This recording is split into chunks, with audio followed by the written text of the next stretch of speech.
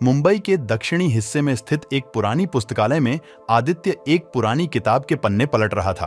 उसने बहुत सी कहानियां सुनी थीं ईस्ट इंडिया कंपनी के खजाने के बारे में, लेकिन उसने कभी नहीं सोचा था कि वह खुद एक दिन इसका हिस्सा बनेगा। एक दिन उसे एक बहुत पुरानी और धूल से ढकी किताब मिली। किताब के पन्ने पलटते हुए उसे एक पुराना नक्शा मिला जो काफी जर्जर हालत में था। आदित्य ने उस नक्शे को ध्यान से देखा। नक्शे पर मुंबई का पुराना इलाका और कुछ संकेत चिन्हित थे।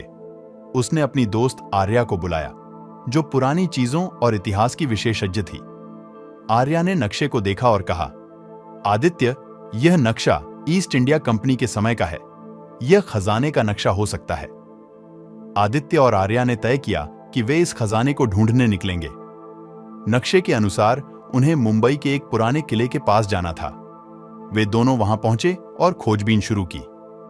किले के पीछे की एक दीवार पर उन्हें एक गुप्त दरवाजा मिला।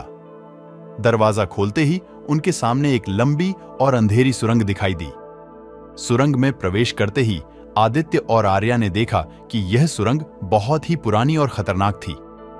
कहीं कहीं पर पत्थर गिरे हुए थे और छत से पानी टपक रहा था, लेकिन वे दोनों नहीं रुके और आगे बढ़ते रहे। रास्ते में उन्हें कई चुनौतियों का सामना करना पड़ा, जाल, टूटे हुए पुल और रहस्यमयी पहेलियां। आखिरकार कई घंटों की मेहनत के बाद वे सुरंग के अंत में पहुंचे। वहां एक बड़ा सा दरवाजा था जिस पर पुरानी अंग्रेजी में कुछ लिखा था।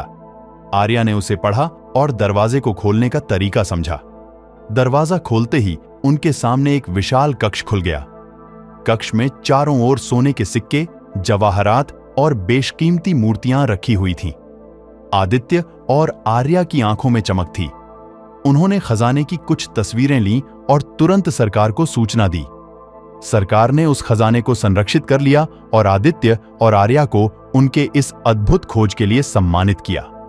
इस रोमांचक यात्रा ने न सिर्फ उन्हें दौलत का एहसास कराया, बल्कि उन्हें यह भी सिखाया कि सच्ची दौलत ज्ञान और साहस में होती है। मुंबई का प्राचीन खजाना अब सुरक्षित था और आदित्य और आर्या की कहानी